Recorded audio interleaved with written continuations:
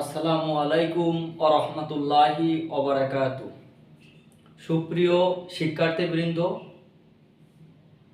সবাইকে জানাই আকরামস education private সেন্টারের পক্ষ থেকে শুভেচ্ছা এবং অভিনন্দন।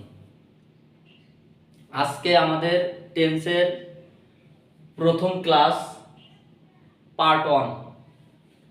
কথা না বাড়িয়ে আমরা আমাদের মূল ভিডিওয়ে চলে যাই। আজকে আমরা শিখব টেন্সের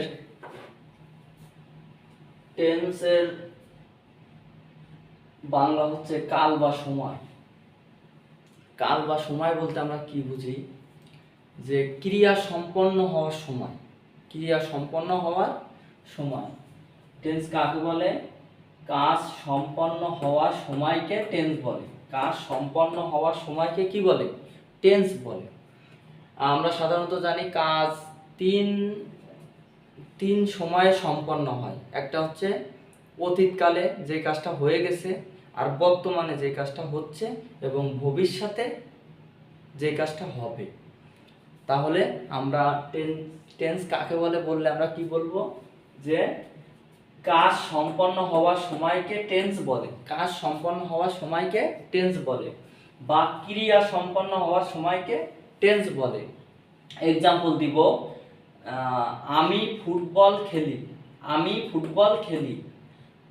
ফুটবল খেলেছিলাম, আমি ফুটবল খেলবো। একই কাজ তিনটা সময়ে হচ্ছে। তাহলে বর্তমানে যেটা হচ্ছে, আমি ফুটবল খেলি, আই প্লে ফুটবল। আমি ফুটবল খেলেছিলাম, যেটা অতীতকালে খেলেছিলাম, সেটা কি হবে? I played football. আমি ফুটবল খেলবো, যেটা কি ভবিষ্যতে, তাহলে সেটা হবে আই শ্যাল প্লে ফুটবল। এখন এই তিনটা এক্সাম্পল দেখলে একটা জিনিস আমরা খেয়াল করছি, যেটা হচ্ছে এখানে আই ঠিক আছে, সাবজেক্ট ঠিক আছে, অবজেক্ট ঠিক আছে, শুধুমাত্র কিসের পরিবর্তন হয়েছে? ভার্বের পরিবর্তন হয়েছে। এখানে প্লে ছিল, পরে পাস্টে হয়েছে প্লেইড, ফিউচারে হয়েছে শ্যাল প্লে। এখানে পরিবর্তনটা কিসের হয়েছে? ভার্বের পরিবর্তন হয়েছে। তাহলে এর থেকে একটা বোঝা যায় টেন্সটা কি? ক্রিয়া সম্পন্ন হওয়ার সময়ে ভার্বের রূপের যে পরিবর্তন হয়, ভার্বের রূপের যে পরিবর্তন হবে, সেটা হচ্ছে কি? টেন্স। টেন্স কত প্রকার? টেন্স হচ্ছে তিন প্রকার। টেন্স কত প্রকার? টেন্স তিন প্রকার। কি কি? Present tense, past tense, future tense. Present tense, past tense, future tense. Present হচ্ছে বর্তমান কালে যে কাজটা সম্পন্ন হবে সেটা হচ্ছে প্রেজেন্ট টেন্স। অতীতকালে যে কাজটা হবে সেটা হচ্ছে পাস্ট টেন্স, আর ভবিষ্যৎকালে যে কাজটা হবে সম্পন্ন হবে সেটা হচ্ছে ফিউচার টেন্স।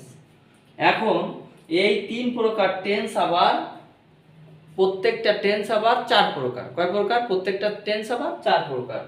এখন যেমন এটা আমরা খেয়াল রাখবো, যে এটা যদি আমরা এইভাবে মনে করি তাহলে আমাদের সহজ হবে। যেমন প্রেজেন্ট টেন্স কয় প্রকার? চার প্রকার। Present indefinite tense, present continuous tense, present perfect tense, present perfect continuous tense.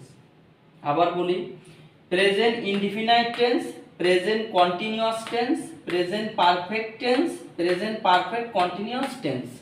অনুরূপভাবে পাস্ট এবং ফিউচারের ক্ষেত্রেও সেম। যেমন একটু খেয়াল করি আমরা, past indefinite tense, past continuous tense, past perfect tense, past perfect continuous tense. তাহলে ফিউচারেরটা কি হবে?